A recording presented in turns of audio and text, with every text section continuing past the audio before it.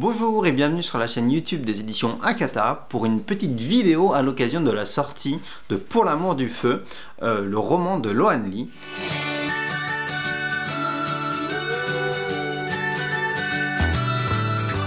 À l'occasion de la sortie de ce roman-là, on avait envie de faire une vidéo un petit peu originale où on va suivre la recette de la mère de l'autrice, donc de Loan Lee, et donc la recette de cuisine pour cuisiner un feu qui est une soupe vietnamienne en caricaturant à l'extrême. Et donc on va essayer de suivre cette recette-là aussi bien que possible, sachant que ça va être un petit peu compliqué parce qu'il y a des ingrédients que ici à la campagne, dans le Limousin, je n'ai pas réussi à trouver. Et puis il y a des choses, quand j'ai lu la recette, je vous avoue que ça m'a un petit peu interrogé parce que voilà, moi aussi dans ma famille on a une recette de feu, c'est pas tout à fait la même, voire c'est pas du tout la même, et donc il y a quelques étapes là-dedans que j'ai pas compris. Voilà, donc on va un petit peu improviser et voir comment on cuisine tout ça avec vous. Je sais pas où ça nous emmène, je sais pas combien de temps ça va durer, mais voilà, j'espère que cette vidéo va vous plaire, va vous amuser. Et donc c'est parti pour une vidéo qui va être probablement plus longue que d'habitude, et puis pendant que je cuisinerai, peut-être que je ferai des commentaires aussi sur le livre Pour l'amour du feu, etc.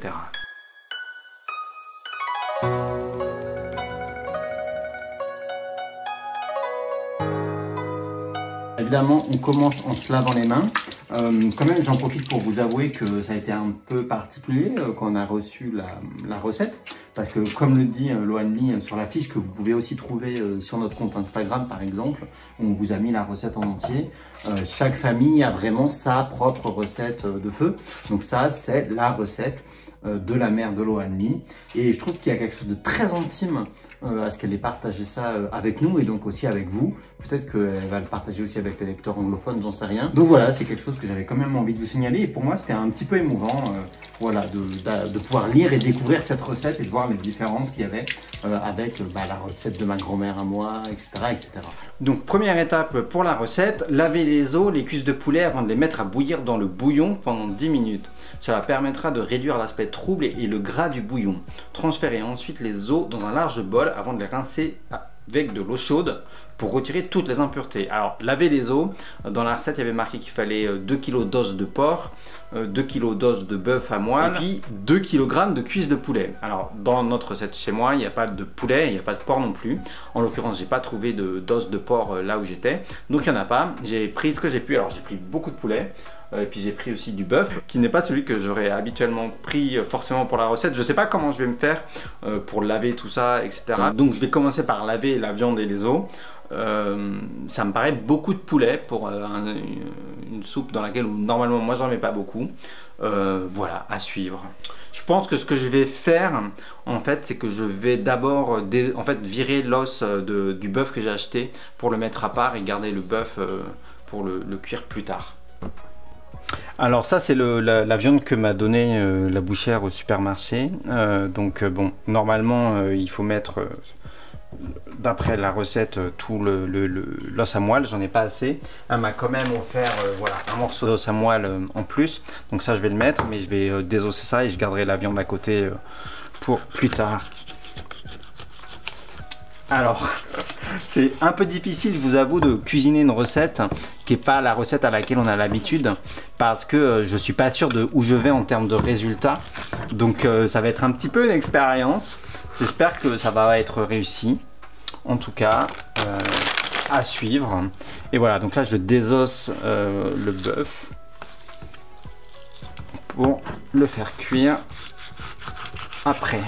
Donc de laver les os comme dans la recette. Avant de le faire, j'ai mis de l'eau à chauffer parce qu'il faudra faire bouillir la viande. Donc il y a l'eau qui bout en fond dans la marmite. Bon, je rince les os.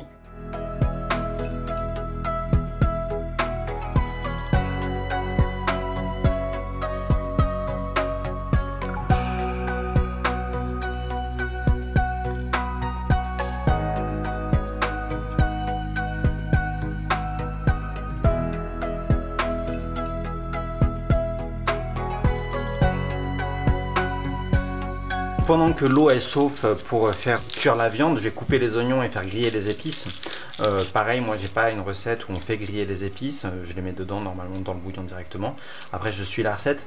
C'est vrai que quand même je voulais en profiter pour parler un petit peu du roman et du fait que bah, voilà, ça parle de deux familles immigrées aux États-Unis, de Vietnamiens, et qui ouvrent des restaurants, et c'est quelque chose qui est très réaliste en fait, qui évoque beaucoup le vécu de personnes immigrées vietnamiennes. Et ben voilà, si je parle un peu de mon cas et de ma famille, c'est vrai que mes grands-parents ils sont passés par cette étape-là aussi, et voilà, ils ont ouvert un restaurant à Paris. Moi j'étais encore un enfant et j'ai pas beaucoup connu, mais il y a ce témoignage de la chute sociale, mais c'est plein de souvenirs un peu rémanescents quand on est enfant. Moi, mon père, mes oncles et tantes, tout ça, ils ont fait serveur dans ces restaurants-là à Paris, et c'était un espèce de brouhaha ambiant, etc. Et je pense que ce texte-là, en ce sens-là, c'est quelque chose qui va beaucoup parler aux personnes concernées, à la communauté d'immigrés vietnamiens et leurs enfants aussi, tout ce que ça évoque comme souvenir, comme odeur, comme ambiance aussi. Voilà, que ce soit des personnes à Paris ou des restaurants ailleurs en France. Voilà, je pense qu'il y a dans ce texte-là quelque chose qui est vraiment assez véridique et authentique, qui va parler à beaucoup de gens. Donc je suis la recette et on va faire griller voilà, les épices avec les oignons. Prochaine étape, faire griller le gingembre, la cardamome, l'oignon, le bâton de cannelle et l'anis étoilé. Alors il y a un truc qui m'étonne un petit peu, c'est qu'il faut 15 anis étoilés. Bon, je vais en mettre 15, c'est ce que dit la recette, on verra bien. Un bâton de cannelle, une cardamome, 1, 2, 3, 4, 5, 6, 7, 8, 9, 10, 11, 12, 13, 14, 15. Alors, c'est vrai que j'ai pas mis d'huile, j'ai rien mis. Je pense que les gens ils font ça des fois, c'est pour que les épices elles libèrent vraiment tout leur goût. Bon, je ne sais pas trop ce que ça va donner. Alors vous pouvez voir que le gingembre, je ne l'ai pas épluché parce que je pense qu'avec la peau dans le bouillon, de toute façon, l'idée c'est surtout de mettre du goût et d'infuser, on ne va pas le manger. Pareil, l'oignon, tout ça, je ne mets pas d'huile. L'idée c'est, a priori, de ce que je comprends, c'est que ça va permettre un peu de sortir le goût des ingrédients et que ça va donner, j'espère, de la saveur au bouillon. Encore une fois, je ne fais que suivre la recette qui, à mon avis, est écrite par une personne vietnamienne qui sait comment cuisiner et qui ne pense pas forcément à tout expliquer en détail, savoir s'il faut mettre de l'huile ou pas dans la casserole. Voilà, j'ai pas mis d'huile parce que en fait après, comme tout ça, ça va aller dans le bouillon, j'avais pas envie de mettre de l'huile, sachant que la viande elle est assez grasse, et je suis vraiment dans l'objectif de faire sortir les arômes des épices, de l'oignon, du gingembre, pour que ça vraiment infuse dans un second temps avec le bouillon. Pareil, l'eau elle a pas fini de bouillir, donc je commence à pré-couper la viande qu'on mettra dans le bouillon. Alors pour ça il faut vraiment prendre théoriquement la viande la plus fraîche, parce que ça c'est ce qui va cuire dans votre bol directement. Je suis pas un grand expert pour la découpe de viande, je vous cache pas, et je suis pas sûr que c'est le meilleur morceau pour ça. Mais bon, donc on fait des fines lamelles qui sont très ratées dans mon cas. Et après vous mettez en fonction de votre goût dans votre bol, et ça va cuire dans le bouillon qui est bouillant.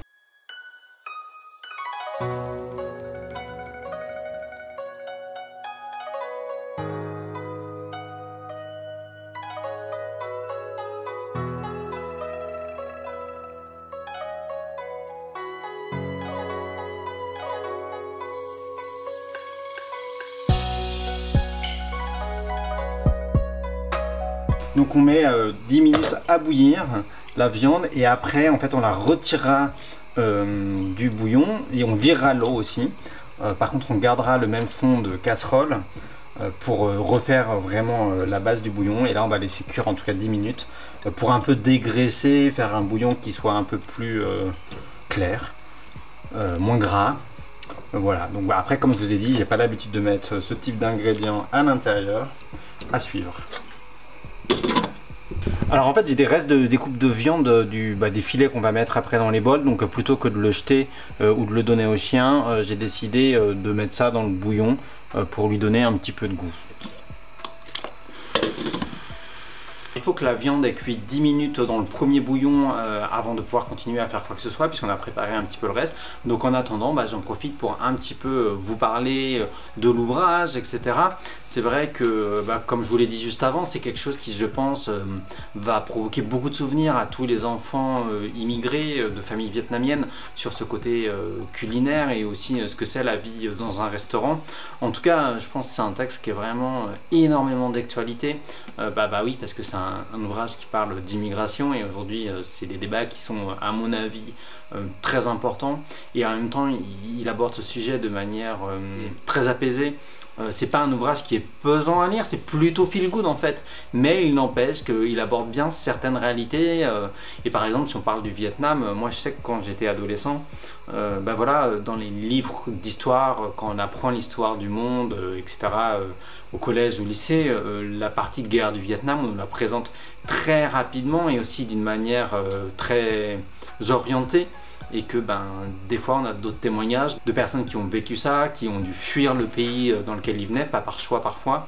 Et voilà, moi c'est vrai que dans le cas de ma famille, mes grands-parents ne sont pas des boat people, mais des boat people, il y en a encore et c'est des gens qui sont parfois encore en vie, mais c'est une génération aussi qui est en train de s'en aller, de partir ailleurs. Ce livre-là, s'il n'est pas complètement un témoignage d'un boat people, ça reste quelque chose qui évoque ces sujets-là, qui parle aussi d'une réalité des secrets de famille qu'il peut y avoir parfois et aussi de traumas intergénérationnels et comment transmettre d'une génération à l'autre. C'est pas fait de manière explicite, c'est pas fait de manière pesante et globalement ça reste une romance. N'empêche qu'il y a des moments qui, à mon avis, évoquent beaucoup de choses, et notamment sur des questions de racisme aussi. Et voilà, j'en profite un petit peu pour dire que ce racisme, c'est vrai qu'on a l'image qu'en France, soi-disant, tout va mieux, le racisme ça existe à peine, etc. On a vu avec la crise actuelle sanitaire qu'on est en train de vivre que le racisme contre les personnes asiatiques et d'origine asiatique, il existe bel et bien, et que ce livre-là, il évoque par moments dans certains passages ces questions-là aussi. Au-delà de tous ces restaurants asiatiques dans lesquels peut-être on va manger, vous aimez bien aller manger, derrière ça il y a des êtres humains, il y a beaucoup de choses, il y a beaucoup d'histoires, de traumas, et il y a des moments moi qui m'ont beaucoup touché, et comme je vous l'ai dit, mes grands-parents eux-mêmes ont dû quitter leur pays. Ils n'auraient pas quitté leur pays en même temps, je ne serais pas ici à vous parler, n'empêche que ça reste des choses qui ne s'oublient pas et qui marquent l'identité d'un individu quand vous êtes biculturel, on va dire. Les deux héros, à savoir Bao et Linh, sont tous les deux issus de deux parents vietnamiens, donc ils ne sont pas métis. Il n'empêche qu'ils ont bien ce métissage culturel parce qu'ils sont nés aux États-Unis, ils ont grandi dans le contexte des États-Unis et ils ont évidemment leur héritage familial aussi. Et il y a tout ça qui se mélange et voilà. Donc pendant que le bouillon y cuit, on va préparer les herbes qui vont servir à dresser les bols à la fin. Les herbes qu'on nous a indiquées dans cette recette-là en tout cas, c'est du basilic thaï, de la coriandre et de la coriandre longue. Alors j'ai pas forcément trouvé tout parfaitement, puis il y a des questions de traduction, etc. Je sais pas si vous voyez ici, voilà, dans le Limousin, on a quelques supermarchés asiatiques, ça a été l'expédition pour trouver ce qu'on voulait. Donc moi je sais pas pour vous, mais souvent j'ai l'habitude de couper les herbes avec des ciseaux. Je trouve ça plus efficace et plus rapide que de le faire avec un couteau, dit-il en galérant, n'est-ce pas? Je vous avoue que je suis très curieux de goûter ce bouillon parce que c'est pas du tout la même recette que je connais.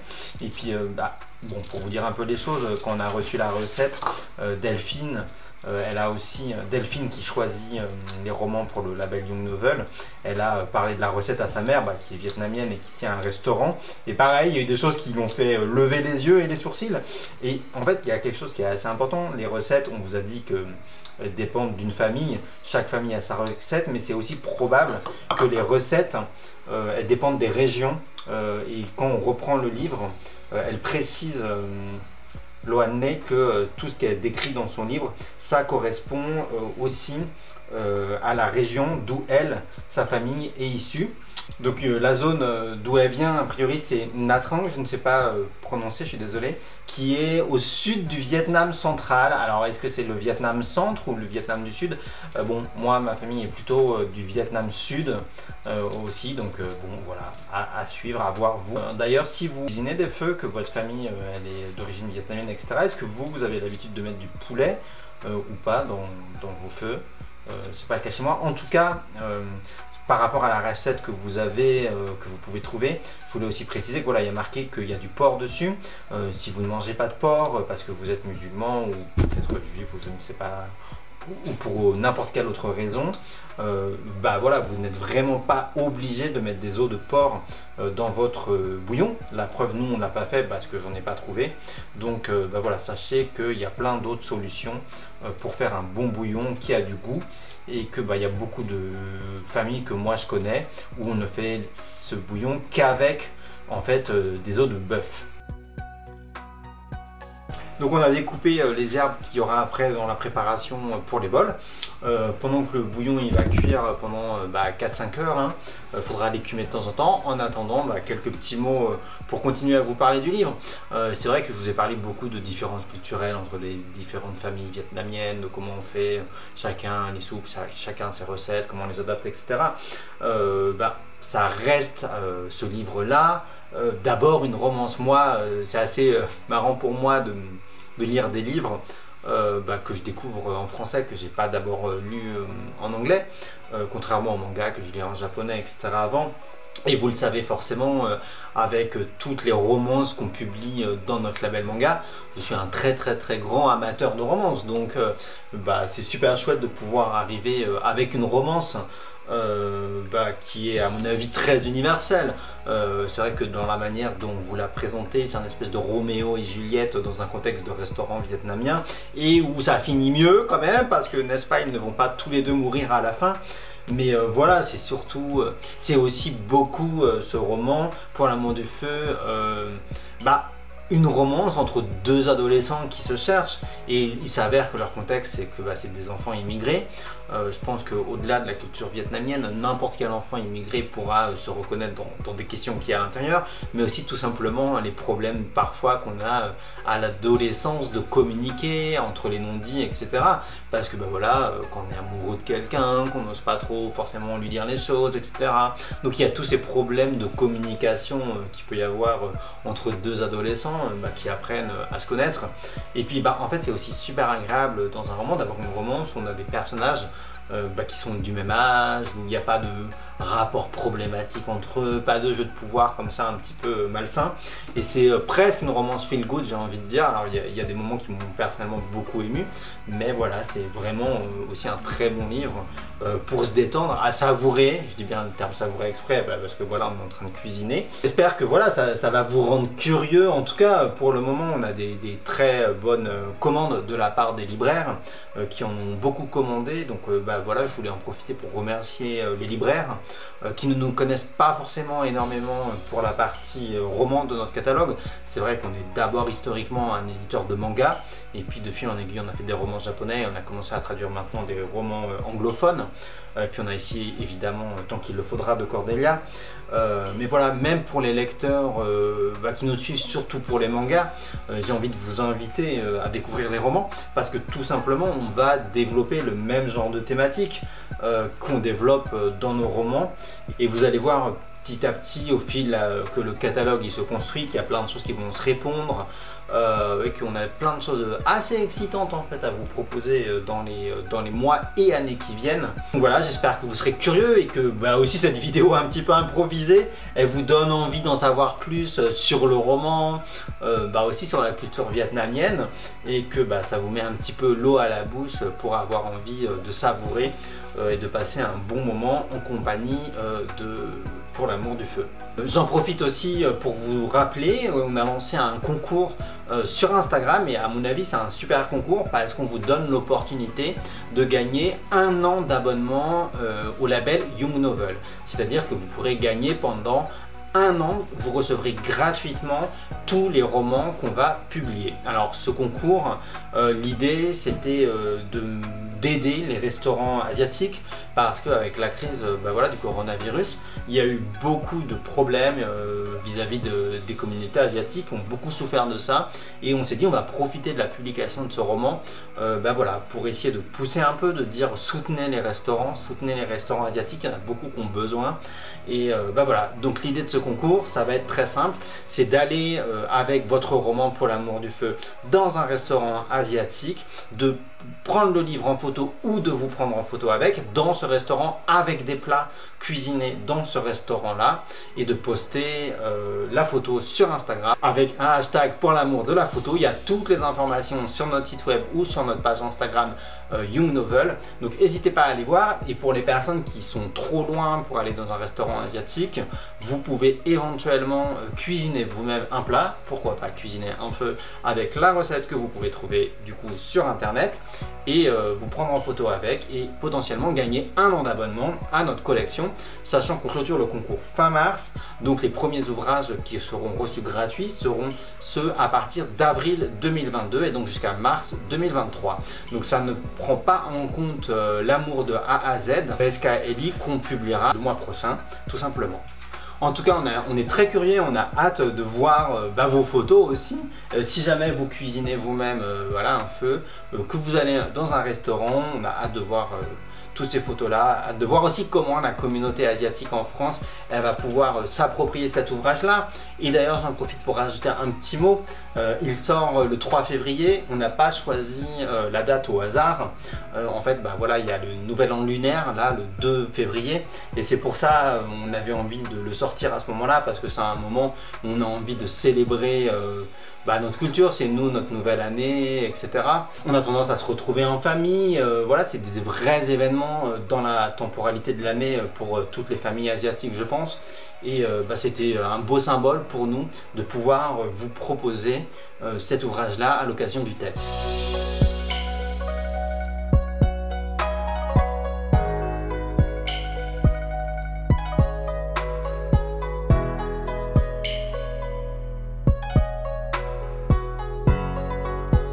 On a remis de l'eau à chauffer pour faire vraiment le bouillon qu'on va boire et manger. Donc on a mis l'eau à chauffer, on va suivre la recette pour mettre tout ce qu'ils ont dit à mettre dans le bouillon, à savoir le sel, les os qu'on a mis à dégraisser, le gingembre, les oignons et la cannelle, mais ils n'ont pas précisé la cardamome. Donc on va faire pareil, 85 g de sel. Bon alors j'en ai plus assez, j'ai pas pensé à en racheter.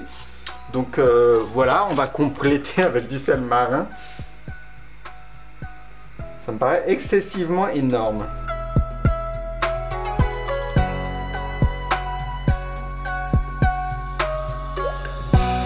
Bon, je préfère pas en mettre plus parce que je préfère rajouter après si on trouve que c'est pas assez salé. Alors maintenant je vais rajouter aussi les épices qu'on avait fait chauffer et griller tout à l'heure dans la poêle. Je vous avoue que c'est une des étapes qui m'interroge parce que moi traditionnellement je mets un oignon en entier. On a tendance à mettre les épices aussi soit dans des sachets de thé, etc. Donc là je vais suivre strictement la recette. J'enlève juste la cardamome parce que c'est précisé de la mettre plutôt à 4h30 de cuisson. Et je vais tout mettre dans le bouillon. Je suis désolé pour tout le monde si c'est pas ce qu'il faut faire. Si cette recette vous choque et cette manière de faire, je ne sais pas. J'essaye de suivre une recette qui n'est pas la mienne.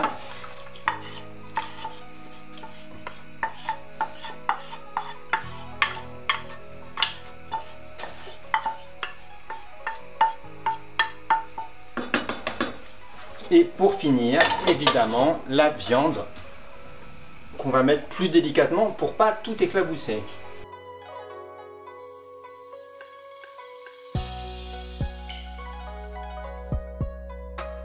Bon, alors comme vous pouvez le voir, ça va commencer à être problématique si j'en mets plus. Donc je vais m'arrêter là et je ne vais pas mettre tous les os de poulet parce que sinon ça va déborder et ça va être un petit problème, n'est-ce pas? Bon, et bien maintenant, c'est la partie la plus longue, c'est-à-dire qu'il faut faire cuire ce bouillon pendant 4-5 heures avant de pouvoir manger la soupe. Donc assez fréquemment pendant la cuisson du bouillon, il faut écumer pour enlever le gras, enlever les impuretés et ça va faire un bouillon qui sera meilleur tout simplement. Bon là il n'y en a pas encore trop. Bon alors là ça fait quelques heures que le bouillon mijote, donc on va rajouter, comme indiqué dans la recette, au bout de 4h30 la cardamome noire, et puis on va aussi un peu écumer. Bon, je suis venu écumer quelques fois déjà, mais pour enlever la graisse. Hop.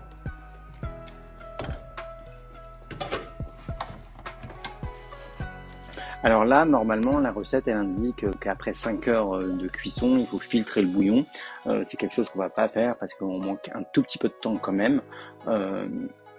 Donc, on va simplement rajouter 55 grammes de sucre d'orge comme indiqué sur la recette. Alors, on a trouvé là ces gros cristaux de sucre dans une boutique asiatique. Vous n'êtes pas obligé d'utiliser cela. En fait, vous pouvez remplacer par n'importe quel sucre si vous avez envie.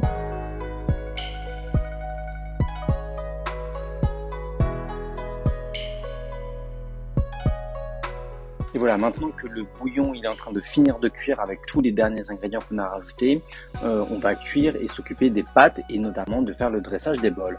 Alors les pâtes, on a déjà mis l'eau à chauffer parce que c'est très long, et vous voyez maintenant le plus simple pour cuire les pâtes, c'est de suivre les instructions qui sont inscrites sur tout simplement la marque que vous aurez acheté, parce qu'il y a plein de marques très différentes de pâtes de riz blanc. Donc des pâtes sans gluten, c'est bien pour les gens qui sont allergiques ou intolérants.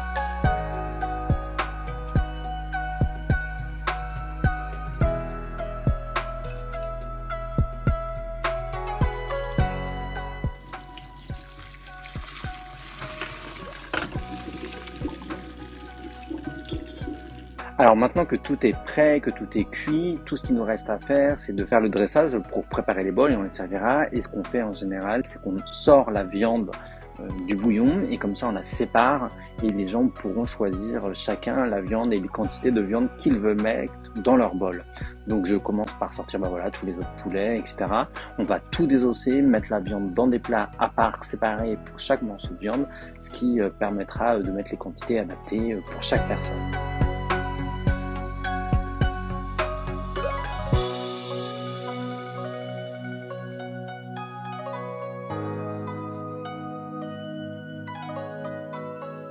Donc, oulala, c'est vrai que ça fait vraiment beaucoup là quand je regarde la quantité qu'il y a, mais bon, je sais pas si je vais réussir à tout faire rentrer sur ma petite planche à découper.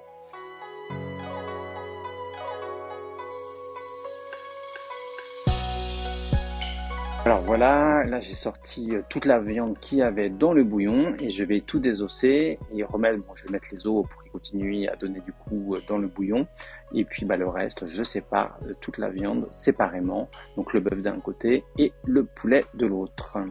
Alors voilà, on commence par le dressage en mettant les nouilles dans chaque bol. Les quantités, comme pour tout, c'est l'avantage de ce plat-là, c'est que vraiment chacun peut manger à sa faim en fonction de son appétit. On commence donc par mettre les pâtes de riz. Et ensuite, on va mettre petit à petit les différents ingrédients.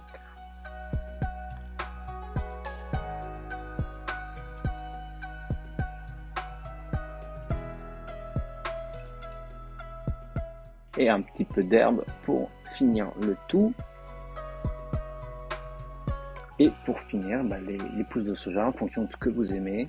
Bon, si elles sont fraîches, c'est mieux, mais c'est vrai que là, je ne vous cache pas qu'à la campagne, c'était un petit peu compliqué de trouver.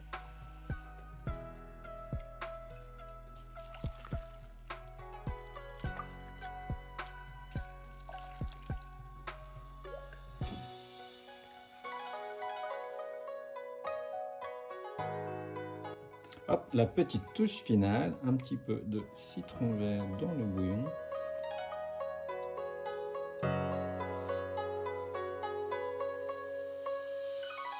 Et voilà, il ne reste plus qu'à assaisonner avec les deux sauces qu'il y a sur la recette à votre goût.